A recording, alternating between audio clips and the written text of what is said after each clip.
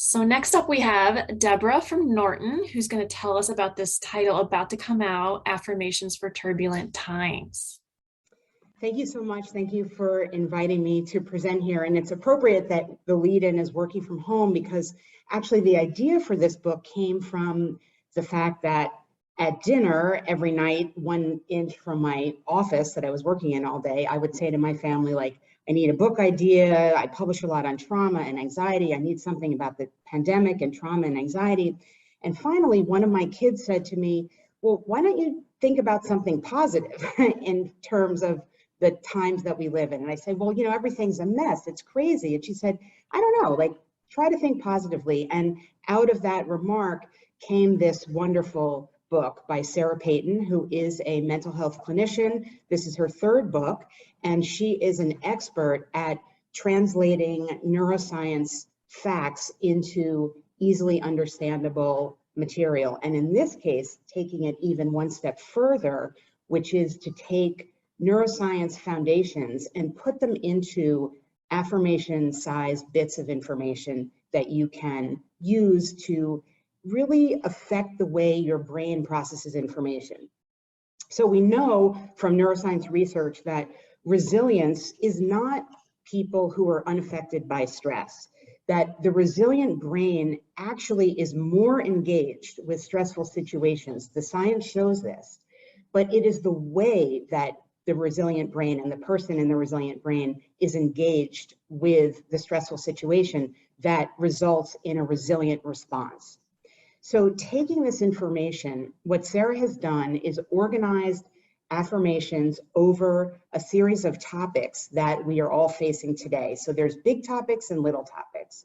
Some of the big topics and themes are just general chaos and uncertainty, health and well-being, concerns about that, work, family, the losses that we've all experienced and how it's kind of hard to even understand what they might be. This pervasive feeling of helplessness that we have, that we may feel less helpless now, but we still feel helpless to some extent.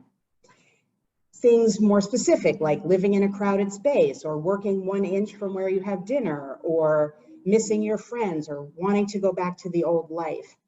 What she has done here is put those into a double-page spread in every page of this book, where on the one hand, she's got something called wonderings, and the wonderings are framed, I personally find this the most useful, like, do you wish that? Do you think about? Do you wonder? All grouped in that particular theme. Thinking about work. Is work always going to be like this? Will it be different? My family, my kids, whatever.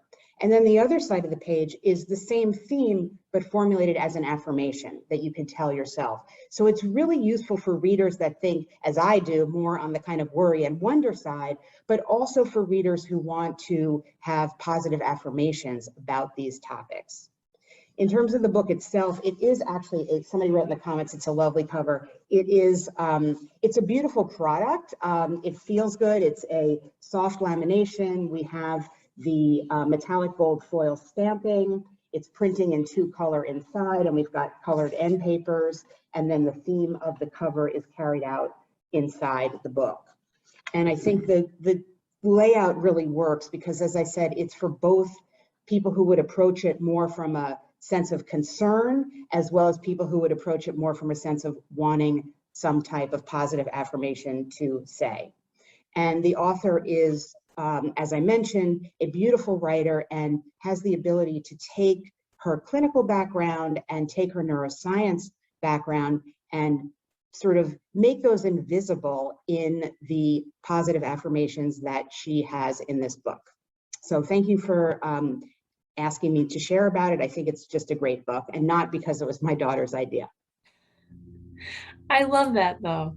No, it looks like such a cool little book that belongs on like your bedside table to either read first thing in the morning or right before you go to bed, just to kind of to do that a little bit every day. Pretty common, yes.